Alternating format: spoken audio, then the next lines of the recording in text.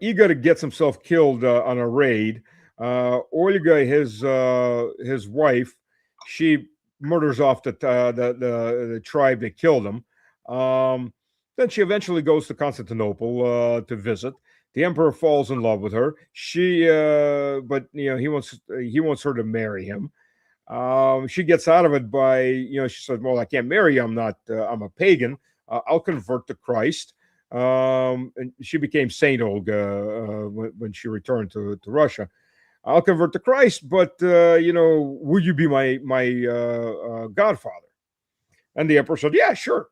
And then when they got married, when she got baptized, he wanted to marry her again. She's like, "Well, wait a minute. If you're my godfather, that's incest." Because in Christianity, if you're a godparent, that's particularly old Christianity. If you're a godparent, that's basically you're a parent. She gets out of that. And she comes back eventually to Kyiv and Rus, which is because that was the capital at the moment. And then her son, Svyatoslav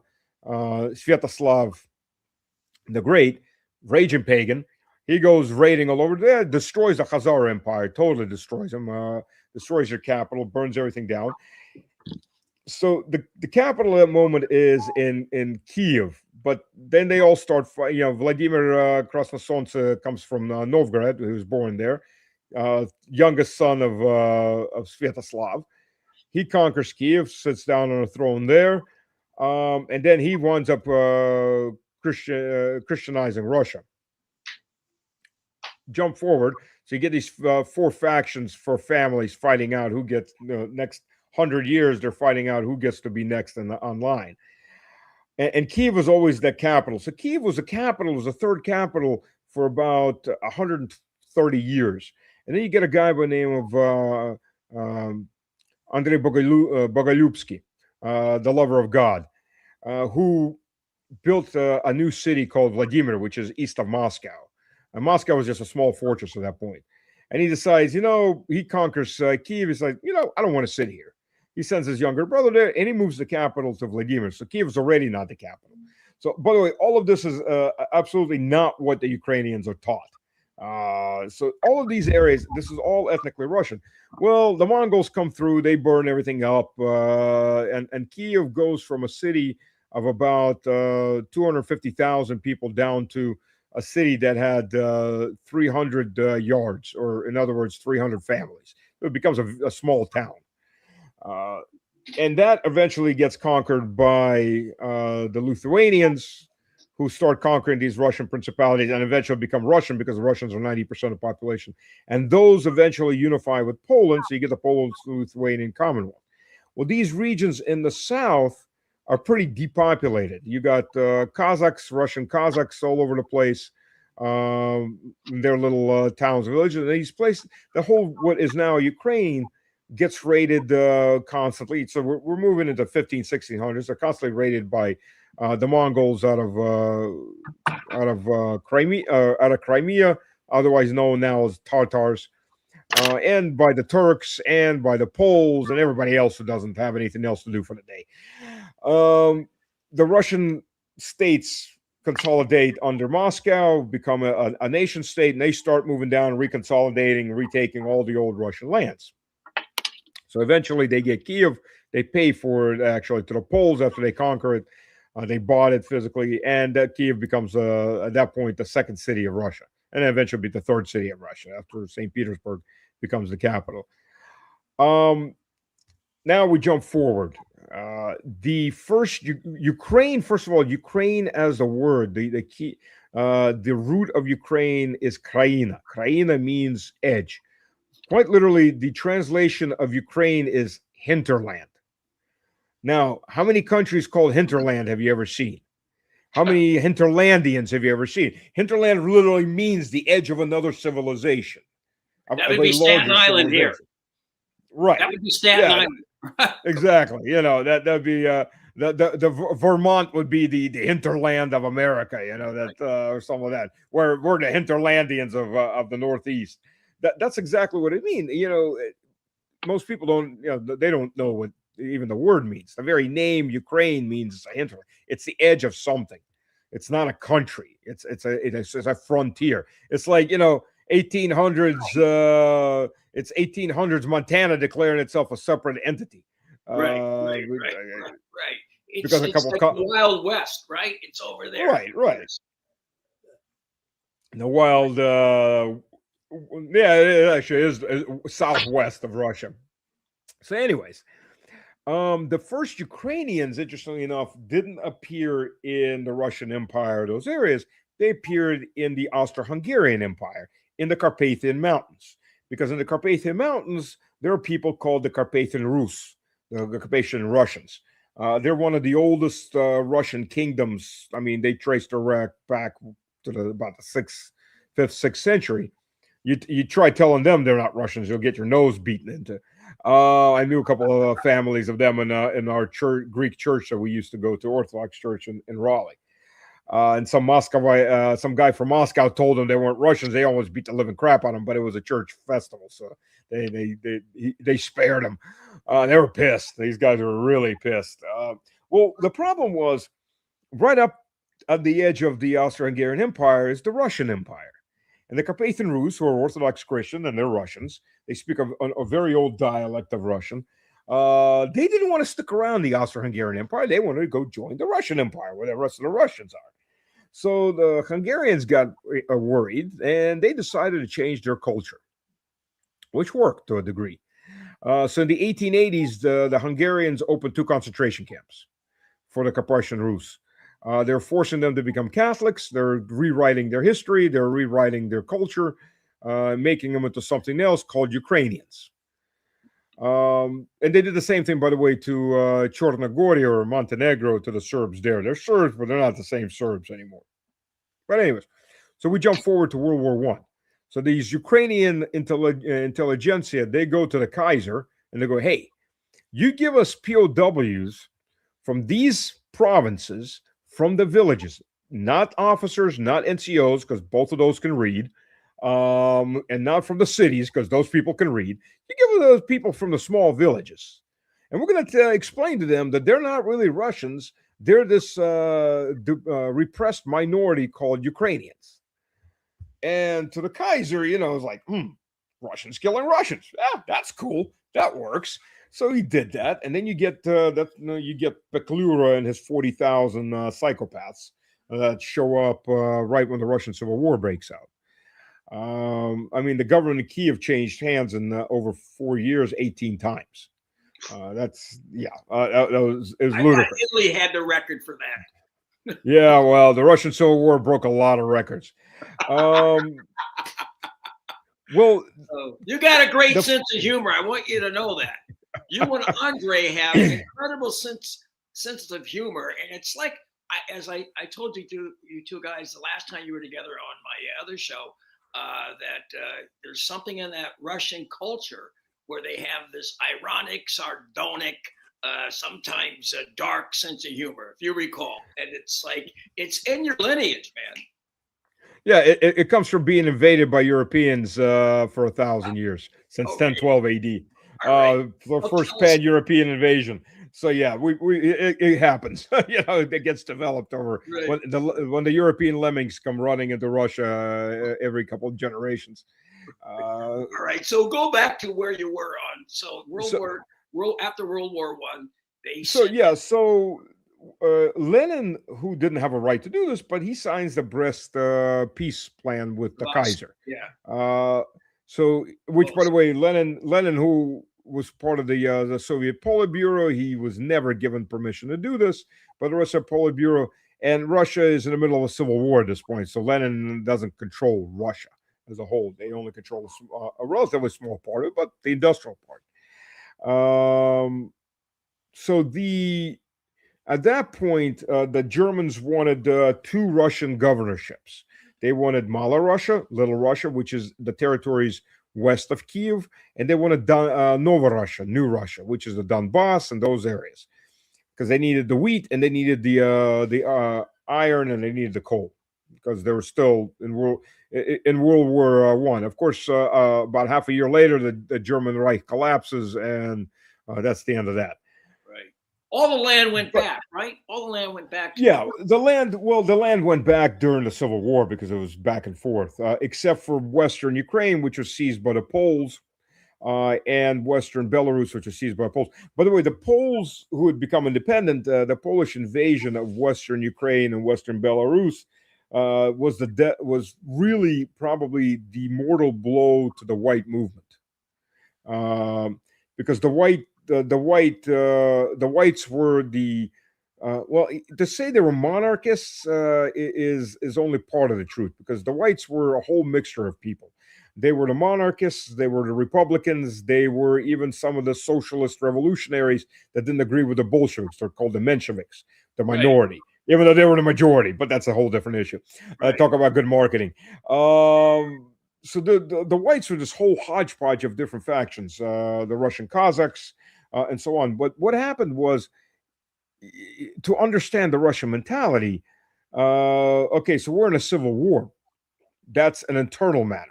But here comes the Poles invading. Oh, that's no longer an internal matter. That's a foreigner invading the motherland.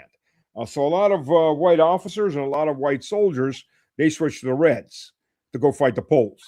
Wow. Because this is now, it's no longer an internal issue. It's now foreigners are invading the motherland.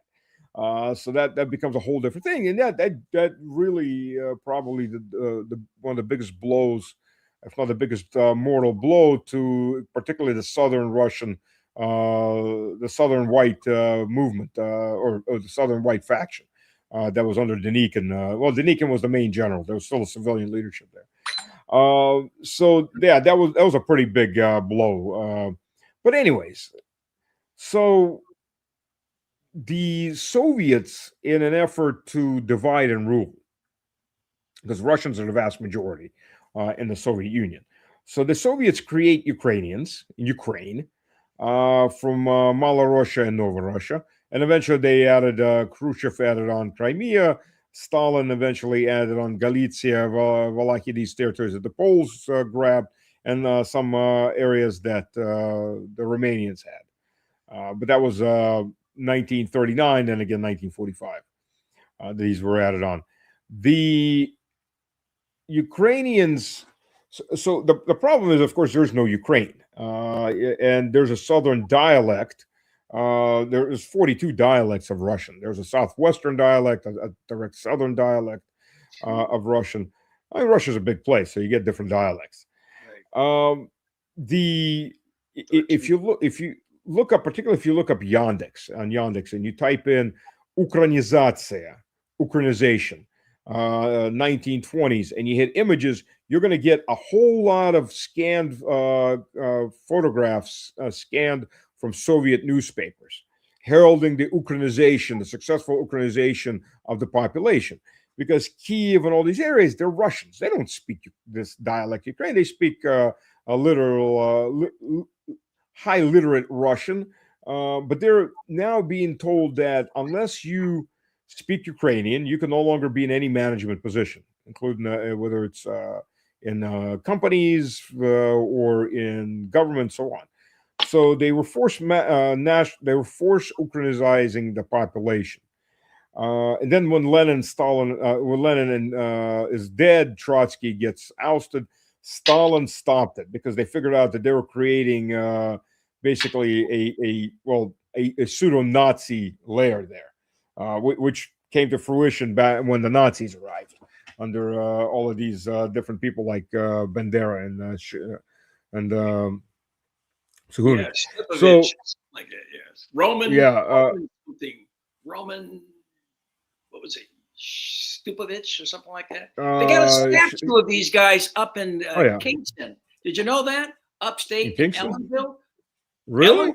New York. They have statues of Bandera. It's called I forgot. Sukevich. His name's Sukevich. Roman yes. Sukevich. All right. So this is a Ukrainian park there, and they have these huge statues of Nazis. Yes. You know, we're 90 miles away. 90 miles away from there, we have the largest Jewish population outside of Israel, and you have two Nazis in the heart of this state, in the old capital of New York. Seriously. You ought to go. You ought to go over there, take some photos, and post them up. Well, I've gone there, but I get so nervous when I drive around because I got these kids. They look like Nazi youth because it's they are. I'm serious. They're in those like Cub Scout, but they're not Cub Scouts. All right, they've got these shorts on and they're marching around in the summertime. It's very bizarre and scary, and I'm afraid if I go up there, I'll be followed. But I'm going to do it sometime. I'll dress up. The Hitler Jungen, the Zelensky Jungen. Right, but can you imagine that they have but they have them all over. Yeah, but go ahead. Where were we? I'm sorry I interrupted. So you get this is how you get this entity called Ukraine, and they did the same to Belarus because this is all Russians, ethnically, genetically, they're the same Russians. Well, so the Soviets started playing this, their brotherhood of nations. They all trace the same root. That's bullshit. It's the same nation. It's the same nation. It's absolutely the same root because it's absolutely the same people. And genetically, you can't tell the difference. There's some admixture of Turks for the Ukrainians, or some admixture of East Asians for the Russians. But really, at the core of it, it's all the same Slavic group. So there's some Hungarians there too, right? Are there Hungarians? Well, the Hungarians are that's Western Ukraine. Okay, that's Zakarpattia, which was added on by Stalin in 1945. And by all means, I hope the Hungarians take it back. Ukraine is a Frankenstein entity. So you get this people that's a fake people made with a fake history, with a fake language that constantly gets rewritten and redone. But they're they become a great ram against Russia, which, by the way, the Germans were using them as. And by the way, Hitler was never going to let a Ukrainian state there because, as far as he was concerned, and they wrote it, they're as subhumans. We'll use them now, and then we'll get rid of them later. Hey, one of those guys, before I forget, I saw Zelensky presiding over the reburial of a Nazi that was involved in killing thousands of Poles and Jews in Babiar, right? The other day, he was there. And he put like a wreath on the guy's grave. He was a notorious Waffen SS. Is that it? He wasn't in the Waffen SS. He was his own movement. No, there was a Waffen SS division, Galicia. Yes. Yeah. And by the way, he was reburied from Canada. Oh my God! But why would he be there? He must have known his past. Oh yeah. So they imported a whole bunch of them. Trudeau's daddy imported thousands of Ukrainian Nazis. Just like the United States imported tens of thousands of Ukrainian Nazis to be used against the Soviet Union. If you want to look at how dirty the U.S. hands are, Operation Paperclip, most people don't even know nearly the extent of Operation Paperclip. And that's the people that were brought to the U.S. A lot of these Gestapo types and everything else, they went right back into power in West Germany. They just put them right back into power. They hung in Nuremberg trials hung the top leadership, but the second, particularly third level leadership, they went right back into power. Wow. Yes. They were all in negotiations with the U.S. and the British. So, the West Germans were never denazified. The symbology of the Nazi regime was removed, but other than that, the ideology never was. It's still quite alive and well. You think Mertz has got absolutely? Huh? Look. There was the U.S. took home the archives, the Gestapo archives on everybody, right? They just got opened up, and their Spiegel had an article, with the link. Look up what your family was doing under Hitler, because it's cool to be a Nazi again. See if your daddy was a Nazi. Yeah, it's all cool, because we got to get the Nazi ideology back up on mainstream in Germany. Now the East Germans. They tend to be very pro-Russian because they got denazified, and they don't want anything to do with the West Germans. Those two don't exactly like each other. Unfortunately, Gorbachev surrendered them without ever asking them, if they want to reunify with the West Germans. Big mistake. Oh yeah. In Russian, it's called "Женили меня без меня." I was married without me being there. That was That's what happened to them. I use that line. Thank you. Yeah. That's what happened to the East Germans. They got told that they were no longer East Germany and are part of unified Germany. Like, well, we didn't want that. The 1-2 punch, Gorbachev and then Yeltsin gave up the store. Yeah, they did. Well, so that's the situation that we have now. You know, every country has its nut jobs that there are Russian nut jobs that rewrite history. That say, during the Ice Age, there was the great Rus empire civilization up in northern Siberia called Arcadia and all this. You get these whack jobs. These are the guys that see UFOs everywhere. The UFOs built a pyramid, that type. Right. But very few countries actually put them as ministers of, say, culture, which Ukraine did. This is where you get these idiots that go, oh, Ukrainians are the root stock of all humanity, except for Russians. Russians are orcs. Ukrainians are root stock of all humanity. Or Ukrainians, the Gauls are from Galicia.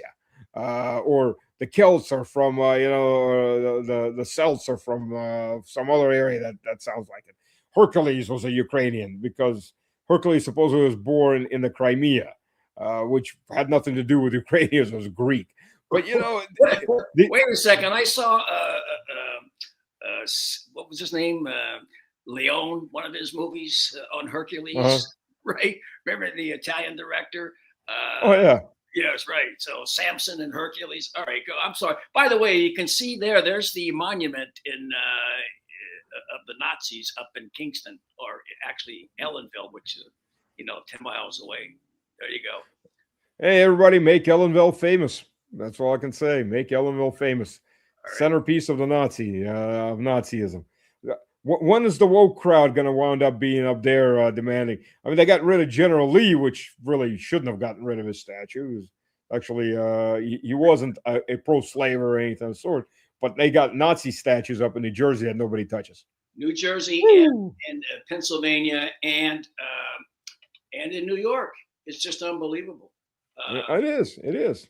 So these, so you get these textbooks that quite literally say the Ukrainians dug the Black Sea.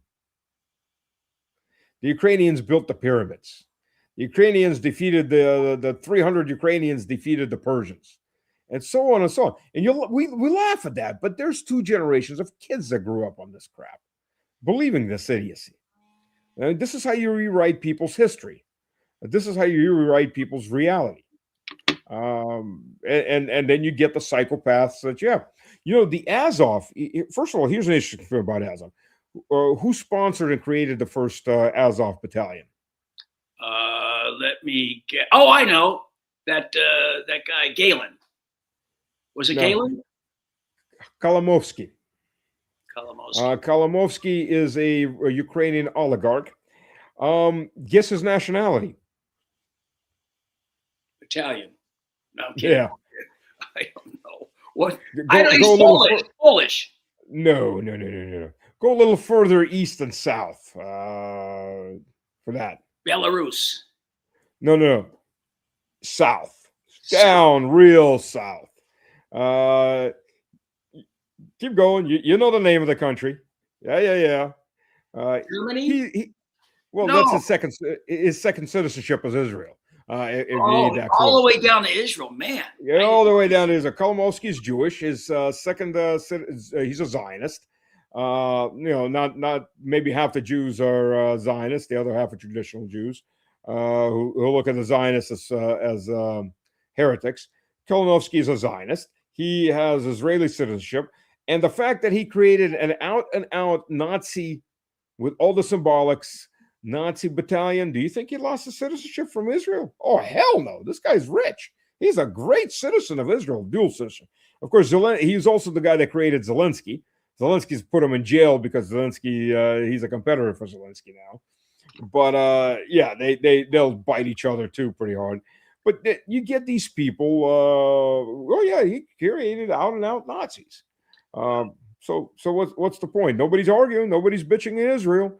Nobody's taking away his citizenship, and he's not the only one like that. I got this is the reality of what you're looking at. Nazis all over the place there. Nazis. Just and Well, it doesn't matter. That doesn't seem to matter. That doesn't seem to be enough to get Washington to say, "Hey, we're with some bad dudes. They got a terrible human rights record." Azov Battalion used to be a terrorist that were banned giving aid to by Congress, and that was lifted. And then the corruption. The corruption is so widespread. Yarmak has been indicted. I mean, everyone around Zelensky. How bad is it? If you could really get to the nuts and bolts of the level of corruption and how wide it is, and the black market sales of weapons. The Ukrainian government left the Soviet Union in 1991 debt-free because Russia was the inheritor nation from the Soviet Union, so it took all the debt. It paid off all the debt for the Soviet Union for all 15 republics. Ukraine left the Soviet Union debt-free in 1991 with an industrial and scientific base the size of France. Yes. By 2021, Ukraine was getting compared to Uganda, at which point the president of Uganda came out and said, "Don't you dare compare us to those people. We're much richer than they are." So for 30 years, Ukraine was getting pillaged. I tried setting up suppliers in Ukraine for Cameron International while I was a Greenfield and ran the supply chain office in Cameron in Yekaterinburg. And I took about a week to go down to Ukraine to check out some of their suppliers, forge shops, and casting shops for oil and gas industry. And after a week, me and my metallurgist, we stopped off at my one of my cousins' houses, had a cookout, and then we went back to Russia because it was pointless working with these people there.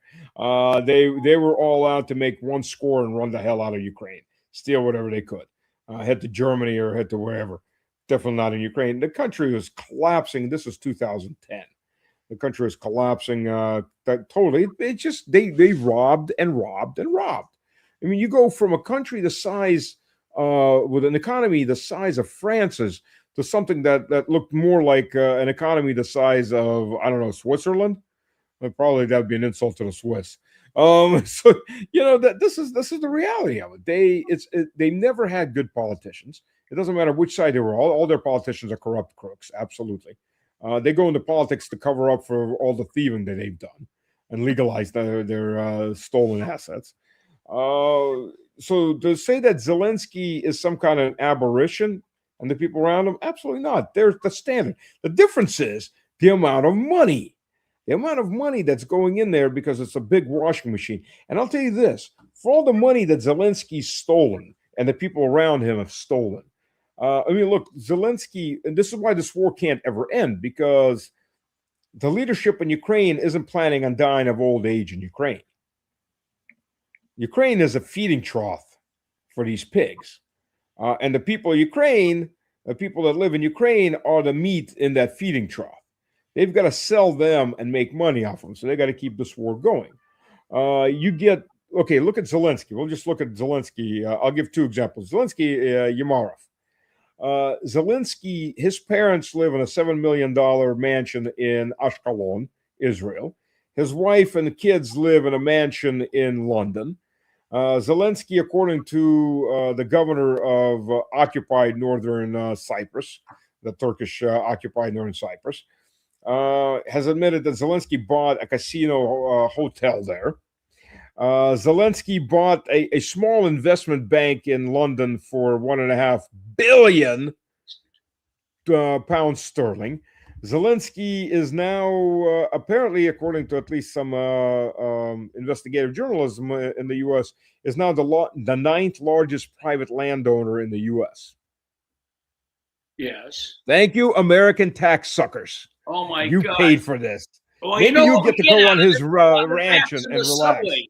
We got a lot of rats in the subway. The subways are filthy. They stall all the time. I go to Moscow, and every subway stop looks like the Taj Mahal. Seriously. There's no money. Yep. No money. We got to give the money to Ukraine so you can buy more property, right? Between Ukraine and Israel, there's a reason you can't have nice things. God, you're telling me. All right. We got a question here. If you can post it by one of the listeners here, someone, if you can read that. I don't have my glasses on. You can read that. It's from Jeffrey Abrams, who's a big supporter of Live on the Fly. Take a look at that. And Jeffrey is a historian himself. Can you read that? Can you read that? Yeah. Most of it, I think a lot of them coming in still by ship. And a lot of them come in. Well, the main rail bridge, I don't know if they ever got it back up and running because it actually got hit pretty hard, running from Romania into Ukraine. But then again, okay, look, I mean, the entire Ukrainian western borders is an open sea. Anything and everything gets through there. So they come in from different directions. One of the biggest inputs is a Polish base. And by the way, the Poles, for the record, the Poles, even though the UNA guys were murdering Poles, killed something around 300,000 Polish civilians during the 1940s. In the 1990s and 2000s, the Polish government was running training camps for these Nazis, Ukrainian Nazis. And Azov, interestingly enough, Azov published the map of Greater Ukraine, what they consider Greater Ukraine, which they're planning to reconquer. And that includes about a third of Poland. So thank you, Poles, for the help. And here's another whack in the balls for you. Well, we rename our units for the people that mass murdered your grandparents. Damn, it's unbelievable. Unbelievable. Oh, the Polish government is run by absolute whore. Tusk, that guy Tusk. He should be on the Tusk, Dudu. I mean, these guys, Lech Walesa. I'm going to take off my Ukrainian pin now because, they renamed the unit after the Nazis. I'm really upset with them. Like, dude, you should have retired after running the democracy movement. You got to do stand-up comedy. Why do I have to watch this guy play his piano with a dick? And that represents stand-up comedy in Ukraine. The Russians are much better. That was a great he's the P3, the penis piano player. Peter the Third. You know what? You grew up. I mean, you came here in '79, so you've been. You remember the comedy boom back then, right? Yeah. Right. And there were comedy clubs everywhere, and they had open mic nights where everybody wants to be a comic. So you had people line up to be on stage at a place called Catch a Rising Star. Do you know that he would never even get on with his act at an open mic night in a fucking place like Biloxi, Mississippi? Not a chance. How did he become so popular in Ukraine? Yeah, well, Slim Pickens, is that it? Transgenderism, baby. Back before it was the main thing. Before it was the traditional lifestyle. I mean, look at the videos he's making. This guy his comedy was pretty base, It was the worst. I mean, he's sitting there, it is chopsticks with his chopper, Yeah. And the audience gives him a standing ovation. So I don't know what that was. It just means they were starving for some cultural entity, and that's all they got was like a frog leg, in a seafood restaurant. When a clown sits down on the throne, the clown doesn't become a king, but the throne room becomes a circus.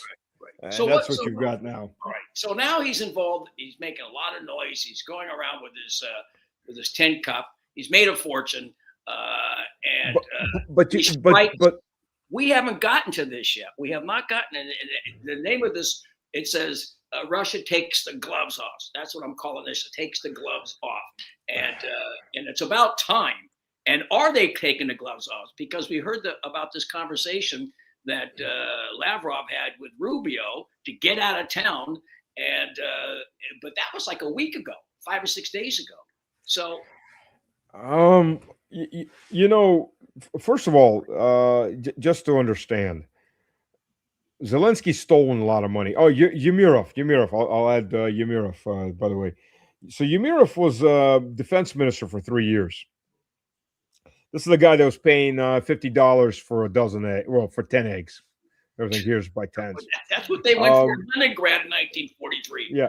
Right. So just to understand what type of people live or are in the Ukrainian government, Yemirov and his entire family, extended family, including his parents-in-law, his brother, and his brother's family, and so on and so on, they're all American citizens since 2016.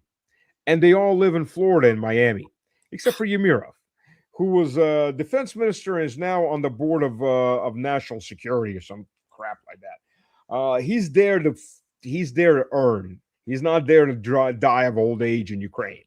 So they're all stealing everything they can. His family's buying up real estate left and right all over Miami. So when you're dealing with these people, what they're getting is actually the small portion. The big portion goes back to the American politicians, to the British politicians, to the EU, to van der Leyen, Kaja Kallas, and the rest of that scum, to the scum in Germany, to the scum in France. They get the lion's share back. Some amount of that actually goes to whatever they're selling. The majority of that money goes back into their little pockets, and they're getting stinking rich. So they don't give a damn, fight to the last Ukrainian child, because, hey, we're all making money, and these people aren't real people. They're just biomaterial. We just got to utilize them the right way. Right. That's why there will never be a peace as long as there's an EU that exists. There'll never be a peace as long as there's any kind of a Ukrainian government, because the Ukrainian government's not interested in peace. They're interested in making money. And they look, Ukraine legalized export of human organs. There's a country with a war, so you think they'd be importing organs, if nothing else, at that point, for their soldiers. No. They made $4 billion off the tax of exporting organs. Well, it's just amazing. So this war will never end because of this. But so how does Russia combat these more than pinpricks? And they're killing civilians, and they're, we know that the stuff is made in Italy and in England and in France and whatever Germany's doing. I think they're paying the lion's share here, this bankrupt country, and it's causing civilian casualties. There's no strategic or tactical advantage here that they get out of it. It's just like, terror. It's like what's his name? Joseph Conrad's The Secret Agent. Just spread terror, right? I don't know what can you do, and do you expect by bombing Kiev and just like destroying it, that will bring an end to this? Me personally, I mean, I can only speak for myself. Me personally, I wouldn't take out Zelensky, but I'd take out the people around Zelensky. And I'll tell you why. First of all, this is not a country, so this is not a civilization state. You deal with civilization states like Russia or China, or as the U.S. just found out with Iran, you kill off the leadership, and there's always a next generation ready to fight, because there's a civilizational idea that people are willing to die for. Zelensky and his group are thieves. They're not there to die for that country. They're not there to die of old age in that country. They're there to feed off like parasites until they can't feed anymore, until it gets too dangerous, and they get the hell out. You start whacking the people around Zelensky, there's not going to be a new generation that walks up and says, oh, okay, it's my turn. I'll stand with my chest up. No, this is multi-layered fiefdom, kleptocracy. They will steal what they can, then they run. That's how you collapse that government. You start whacking them. So once you whack them and you collapse the government, what does Europe do then at that point? Do they just like, because this was all part of a plan. Let's use them first. Ukrainians, all right? We'll put in our rented soldiers here. We'll bribe them with a lot of, cash, and they'll go out and take these people off the streets, put them on the front line, try to wear down Russia. And then this is the second wave right now, them being directly involved, rather than the camouflage of having Ukrainians shoot stuff off, right, from their territory. Yep. I mean, I think we're going into that phase because Europe, it's an existential threat for them. They are fading, economically. What do they have? They want Russia's resources. Don't Yes, you they think do. so? Well, I understood that back in 2001, I understood that there was going to be a war between Russia and the EU, that this was unavoidable. Um, and I'll tell you why. So in 2001, this is the summer of 2001, I was part of an exchange mission to the German infantry school. So as a major, myself was a captain, a lieutenant, and a bunch of sergeants. We spent about a month in Germany in the German infantry school in Bavaria. A very nice infantry school back when the German army was actually a professional army, well, the contracted army. And we had a company that was supporting us. And under all the German barracks is a Kneipe in the basement. Kneipe is a bar, is a pub. So I speak German. Okay, so my German's pretty crappy these days because of lack of use, but I speak German. And but a third liter of beer, my German gets a lot better. At least I think so. So I'm sitting there, in the evenings at night, drinking beer with the Germans, bullshitting, and early, 6:30 in the morning, you're standing in formation, the training. And I knew, sooner or later, especially some of these German nationalists that are there, are going to figure out that I'm not American, I'm a Russian. I'm in a U.S. uniform, but I'm a Russian. They'll figure it out sooner or later. It's like interesting what their reaction is going to be. So the biggest German nationalist, a staff sergeant, he finds out I'm a Russian about the third or fourth day. We're sitting there. And you know what his reaction was? Yes. No, I don't know, but yes, please tell me. Brother. German nationalist patriots, whatever you're going to call them. This was 2001. Now, Russia in 2001 had just gotten through the Second Chechen War. Its economy was in a shit state. It was just getting off of its knees. And to the German patriots, and by the way, I've talked to other patriots in other European countries, Russia was an example of a sovereign state. They were looking up to Russia. And that's the moment you start looking around, you're going, the EU can't absorb Russia. Russia's just too big. The EU would become Russia. But they can't live with Russia on their borders.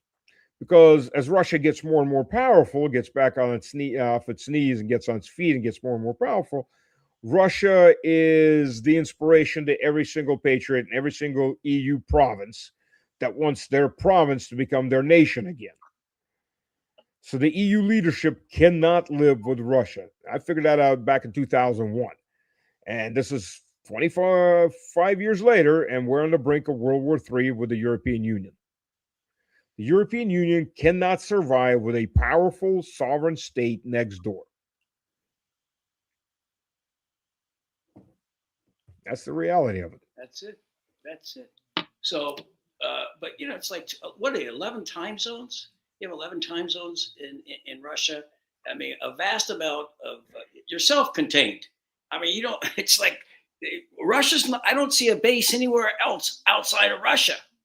You know what I mean? Kaliningrad, but that is part of Russia too. Oh, we've got a couple bases outside. We've got 2 in Syria, and we've got 15,000 Christian and Alawite refugees living on those 2 bases. That America's favorite son, El Jelani, that Trump beats his chest. This is my guy. I put him in power. Petraeus gave him a hand job too. Oh no, it wasn't a hand job. It was a full fellatio. I'll just wait for Petraeus to drop his pants and bend over for him. Here, I'm really worried. How are you handling the stress? Do you have time to relax? Do you get a chance to go kill some little children, cut their heads off? Because he's got photos of him cutting people's heads off. I mean, Joe Kent's wife, his first wife, was CIA. She was killed by El Jelani's people. Yeah, unbelievable. So El Jelani plays basketball now with the commanders of CENTCOM.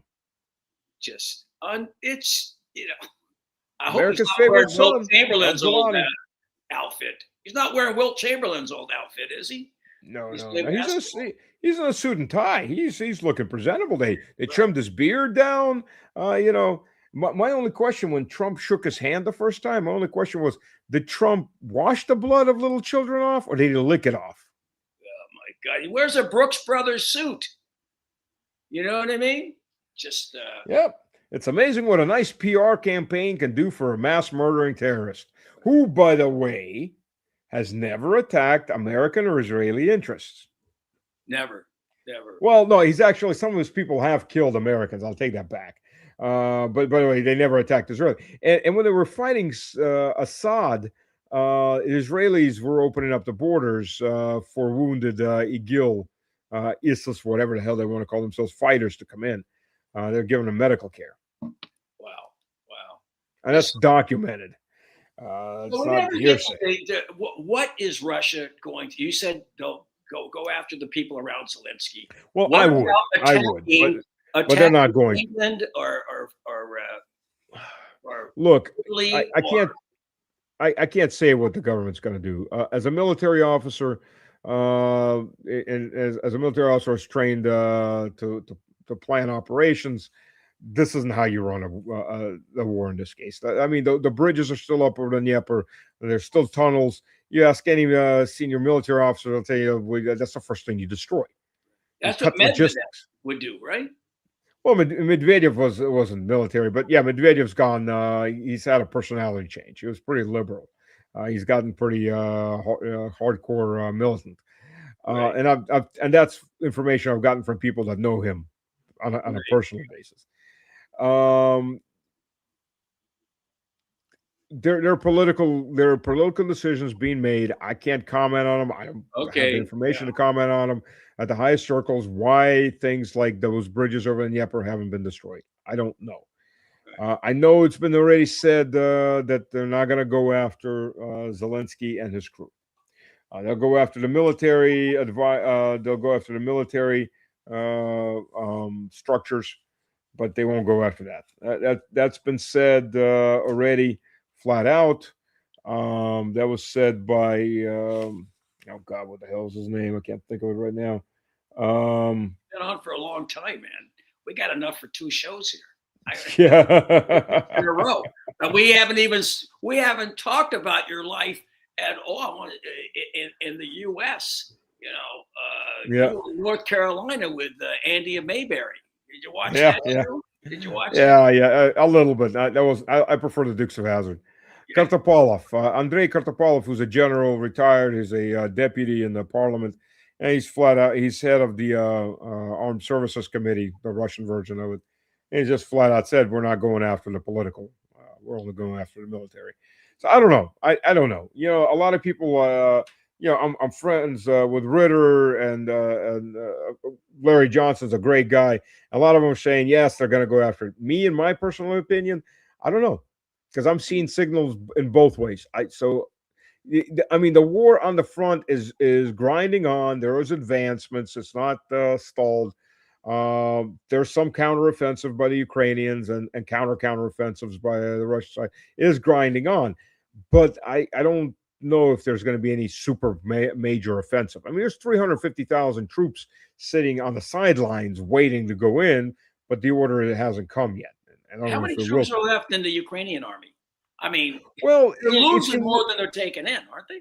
Oh, yeah, absolutely. Well, foreign fighters, you got a lot of mercenaries there.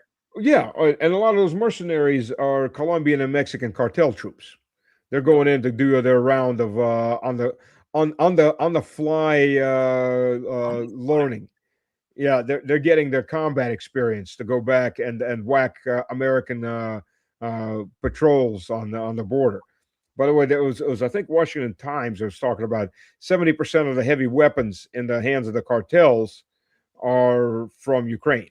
They're American weapons. They're Stingers, they're Javelins, they're 50 caliber machine guns, you know, and so on. So yeah, they pay cash, right? Oh yeah, they pay. Don't think there's nobody in the Pentagon that knows this is going on.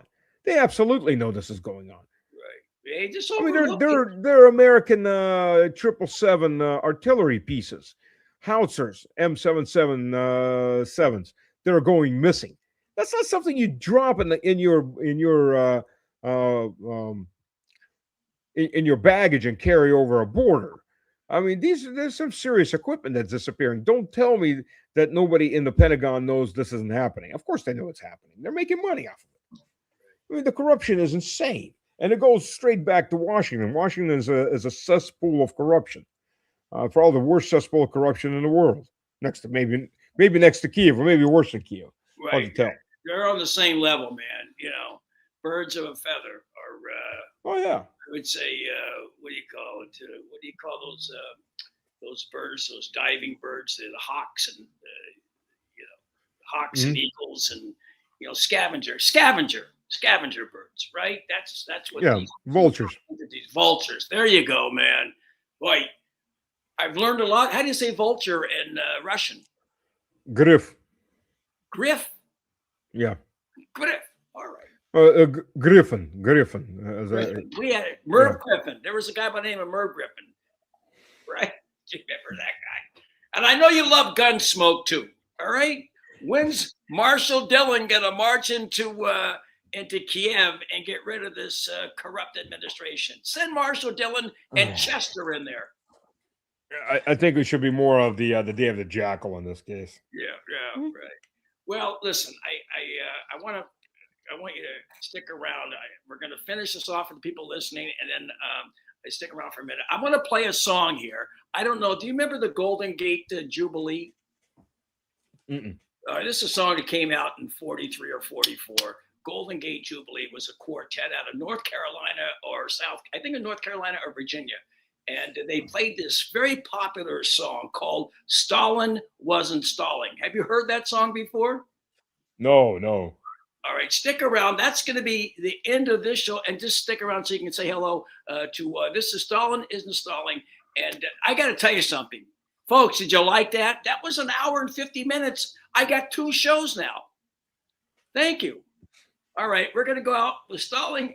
Stalin Isn't Stalling. Send this around, friends. It'll be on PRN the next couple of weeks, first half and second half. And we'll be right back with you. With you, Stas. And we'll see you folks soon. Tomorrow morning at 10 o'clock.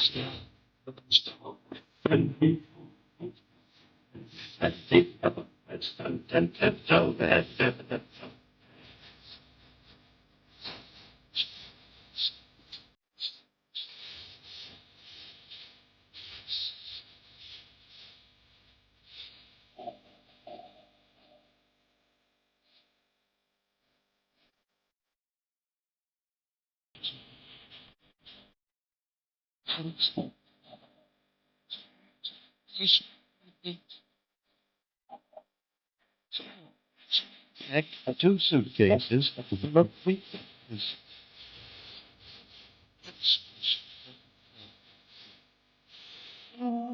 Hi. Hi.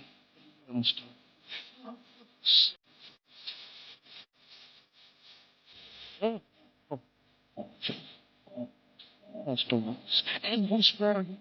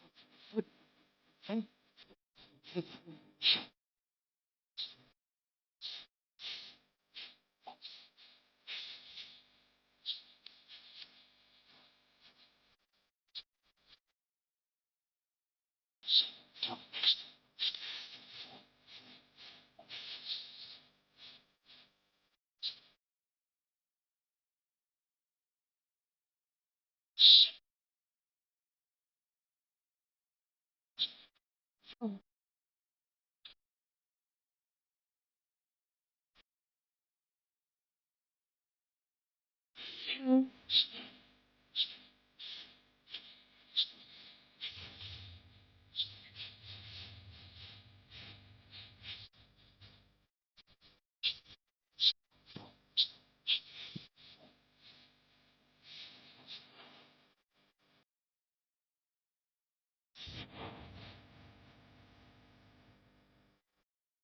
right, that's the